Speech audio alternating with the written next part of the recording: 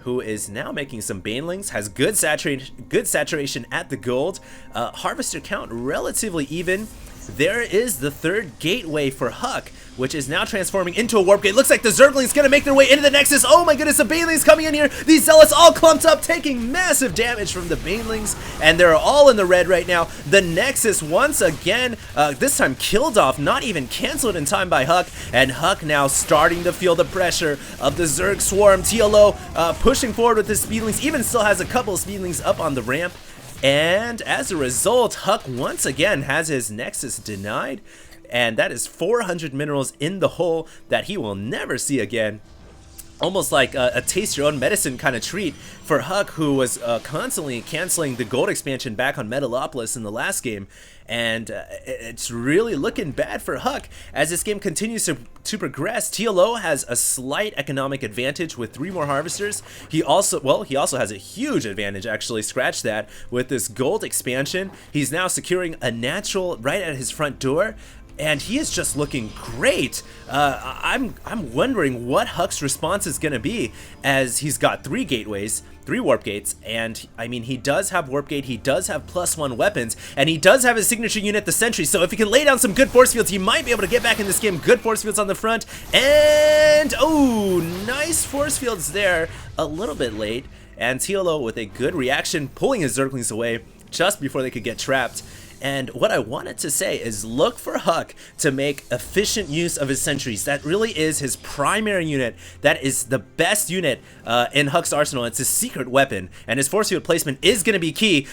Do note there are some overseers coming in here over to the right side of Huck's main. Looks like another good blockade of force fields, keeping the sentries and zealots alive. And the overseers, this is now TLO's new signature unit, going in with the Contaminate. And wow, two out of 3 warp gates here put out of commission. They cannot produce anything with that brown gunk on them, and unfortunately for Huck, this is a crucial time when he needs to be producing units, because he's got his Nexus up, he's trying to get additional warp gates, and really he needs units right now, because if we look on the production tab, we can see 6 Zerglings, 4 Roaches, Carapace level 2, Burrow and Glial reconstitution on the way. So that all signals to me that TLO will be making an aggressive maneuver in the next couple of minutes, and he's using this contamination to buy time so that Huck will not have the forces necessary to defend against it. In fact, this is the army we've seen from Huck for the last couple of minutes. He hasn't really been able to build much else, and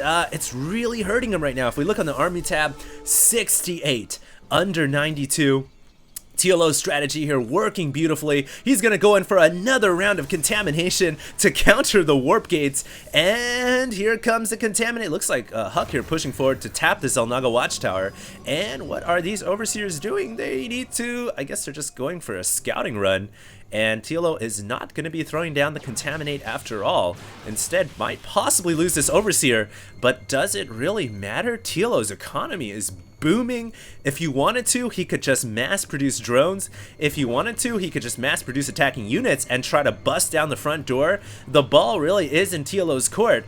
And it's Huck's, it's really on Huck to defend or either attack. It's his 2 options right now, and honestly I don't think defense is the way to go. He has to push out, but look at this brilliant creep spread by the Little One. It has almost reached the center of Lost Temple, and this does 2 things for the Zerg army. It gives speed to all these units. As you guys can see, those speedlings look like they're skating on ice. Not only that, it gives vision of the Zerg army whenever the Protoss army decides to engage forward. And look at the Zerglings now burrowing underneath. They were locked in by the force field, and then the Little One decided to burrow the Zerglings to keep them alive. Great maneuvering here by both players.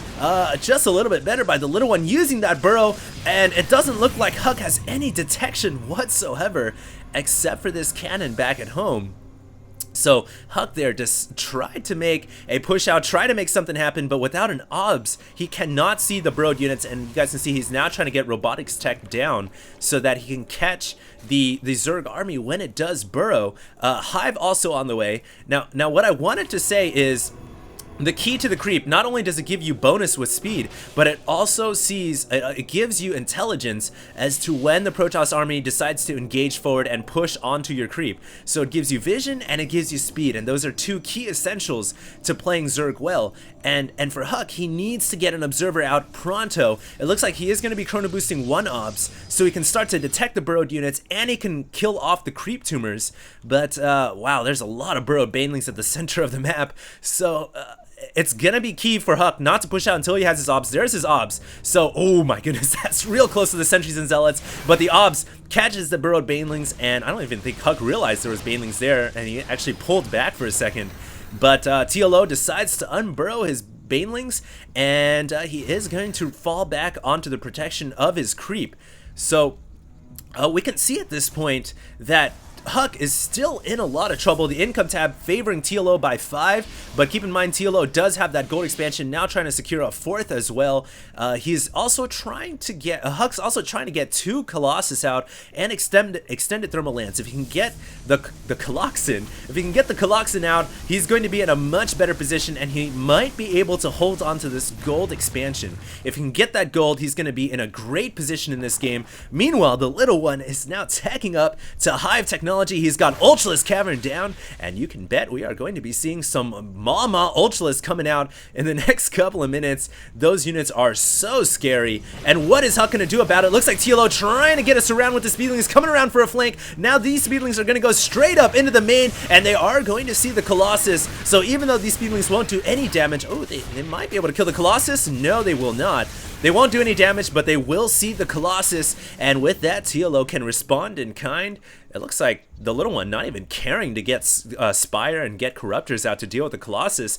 Instead, he's going to just make 26 Zerglings, 2 Ultralisks, and he's going to get the Chitinous Plating as well as Ventral Sacs. So things are looking uber deadly right now for the Protoss. And if we look at the army tab, 176 over 141, really, I think the only hope right now for Huck is to try to build up a massive ball of units, including a Pride of Coloxin, maybe like 200 max, and then he'll be able to possibly win if TLO mismanages and mismicros and loses his entire army in an engagement. But I don't know if that's really a lot of things adding up, a lot of variables adding up to help out Huck, and I just don't think the moons and stars are going to align like that. TLO just has too many ultras in production. He has 4 on the way, and oh my goodness, Huck now has to engage at a favorable position. He has to be careful on this creep as well. He is starting to pop those creep tumors to recede it back, but he has to be careful where he engages. Looks like TLO gonna get a great surround, and Infestor's gonna lay down the fungal growth, preventing the Protoss ball from retreating, and oh my goodness, the Ultralisk even leading the charge in here, and everything is falling for Huck. The entire army getting taken apart. The Ultralisk gets a transfuse from the Queen.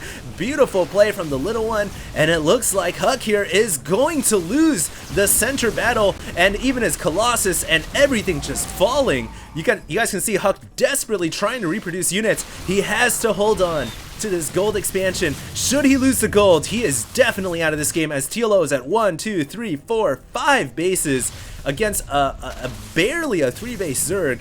And we have, is that Broodlords? No, it's just more Overseers morphing in. So Huck here doing well, but TLO doing even better. And it looks like the Zerg army is going to win today. Everything gets taken out, and Huck, GG's, well played, good luck.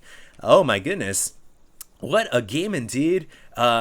Keep in mind, this game started off with aggression from the little one, trying to do that 6-pull, and it actually worked out to his advantage, and then he was able to kick it into long-term macro game, and the rest is history. What a great match between the little one and between Huck at MLG Dallas Day 3. Hopefully you guys enjoyed this broadcast, and yeah, we'll have more games coming out soon, and thanks a lot for all your support, guys. Make sure to subscribe. HD, signing out.